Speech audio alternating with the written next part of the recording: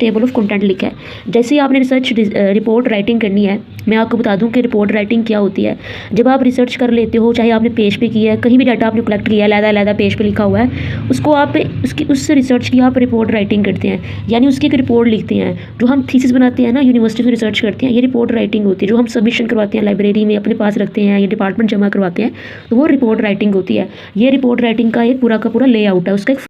ये देखिए, ये हमारे पास टेबल ऑफ कंटेंट है। ये एक रिपोर्ट राइटिंग है जिसका ये टेबल ऑफ कंटेंट है, जिसमें हमने इंट्रोडक्शन बताया है, ऑब्जेक्टिव स्टडी बताया, की डेफिनेशन बताई है, लिटरेचर व्यू बताया, मेथडोलॉजी बताई है, सैम्पल बताया, सैम्पल डिज़ाइन बताया, डाटा एनालिसिस बताया, डिस्कशन और रेफरेंस।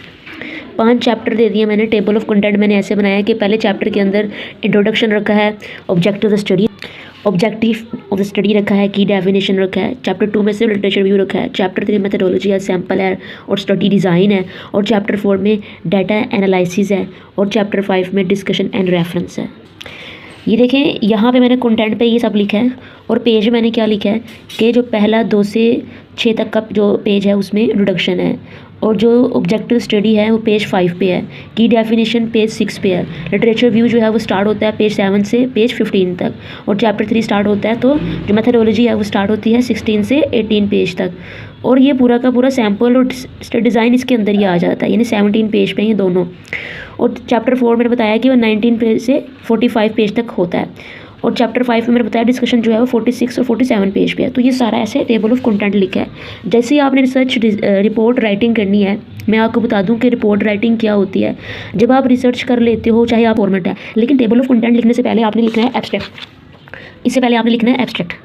जैसे मैंने यहाँ पे बैकग्राउंड लिखा है, एब्स्ट्रैक्ट के अंदर बैकग्राउंड में मैंने एम लिखा है, डिज़ाइन लिखा है कि मैंने कौन सा डिज़ाइन यूज़ किया, मेथड लिखा है कि मेरे कितने लोग थे इस रिसर्च के अंदर और मैंने कौन सा मेथड यूज़ किया, रिजल्ट मैंने बताया, कंक्लूजन मैंने बताया, और इसके बाद मैंने कीवर्ड बताए हैं एब्स्ट्रैक्ट के अंदर। एब्स्ट्रैक्ट कैसे लिखते हैं, इस पर मेरी पूरी की पूरी वीडियो मौजूद है, ठीक है। आप प्लेलिस्ट में जाके भी, जो रिसर्च मेथडोलॉजी की प्लेलिस्ट में लिस्ट है, आप वहाँ से भी इसको देख सकते हो कि हाउ टू राइट एब्स्ट्रैक्ट है। और मैं बताती हूँ आपको कि आपकी जो रिपोर्ट होती है वो स्टार्ट होती है एब्स्ट्रैक्ट से, ठीक है। इसका पहला टॉपिक होता है। और मेरी रिसर्च का टॉपिक था वो क्या था, बताती हूँ आपको, वो भी आगे आएगा। इससे पहले वो ये था exploring sports compatibility between male and female hockey player. ये मेरे रिसर्च का टॉपिक था, ठीक हो गया। अब इसके बाद क्या होगा कि हमारी पूरी रिसर्च जो है ये पैटर्न फॉलो करेगी, जो टेबल ऑफ कंटेंट वाला पैटर्न है। पूरी की पूरी रिसर्च जो हमारी रिपोर्ट है वो हम इसकी बुनियाद पे लिखेंगे। ये फॉर्मेट है जिस बुनियाद पे हम रिपोर्ट राइटिंग कर रहे हैं, यानी अपनी रिसर्च को लिख रहे हैं, उसकी फाइंडिंग्स को रिसर्च की, और रिसर्च की जो स्टेप्स थे हम उनको लिख रहे हैं। इसी को रिपोर्ट राइटिंग कहते हैं, ठीक हो गया।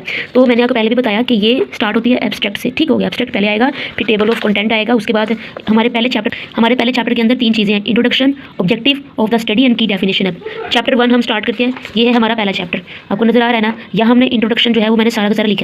इंट्रोडक्शन जो है वो लिखने के बाद हम नेक्स्ट बढ़ते हैं, सिग्निफिकेंस स्टडी आता है।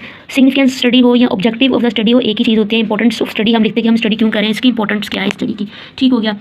ये हमारा पहला चैप्टर है अभी, ठीक हो गया। इसी के अंदर हम लिखते हैं डेफिनेशन ऑफ की टर्म्स हैं, यानी जो मुश्किल अल्फाज थे जो हमने यूज़ किए हैं, डिफरेंट टर्म्स अपनी रिसर्च के अंदर उनकी डेफिनेशन किया है। जैसे मैंने कंपीटिटिव एंग्जाइटी की डेफिनेशन लिखी है, फील्ड हॉकी की लिखी है, स्पोर्ट्स साइकोलॉजी की लिखी है। तो डेफिनेशन ऑफ की टर्म्स है, हमारा पहला चैप्टर खत्म हो जाता है। और उसके बाद रिसर्च क्वेश्चन मैंने लिखा है, ये पहले चैप्टर के अंदर ही आ गया। जो मैंने दोबारा से लिखा है कि क्या है, exploring sports competition anxiety between male and female hockey player. तो ये रिसर्च क्वेश्चन है। तो ये रिसर्च क्वेश्चन, डेफिनेशन ऑफ की terms, significance of the study and introduction. तो ये मेरा पहला चैप्टर खत्म हो जाता है। फिर हमारा स्टार्ट होता है सेकंड चैप्टर। सेकंड चैप्टर में लिटरेचर व्यू है, और पूरा का पूरा लिटरेचर व्यू काफ़ी ज़्यादा पेजेस पे होता है ये। तो ये पूरा का पूरा लिटरेचर व्यू मेरा सेकंड चैप्टर में रहेगा, ठीक हो गया।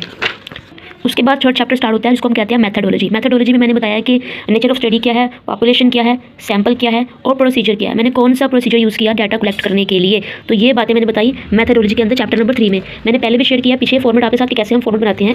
उसके साथ हमने बताया इसके अंदर डाटा एनालिसिस और लिमिटेशन के लिए हम क्या कुछ यूज़ कर रहे हैं। डाटा एनालिसिस के लिए हमने कौन सा वेरिएंट यूज़ किया, कौन सी चीज़ यूज़ की, कंप्यूटर का सॉफ्टवेयर कौन सा यूज़ किया, हमने उसका नाम मेंशन किया इसमें, ठीक हो गया।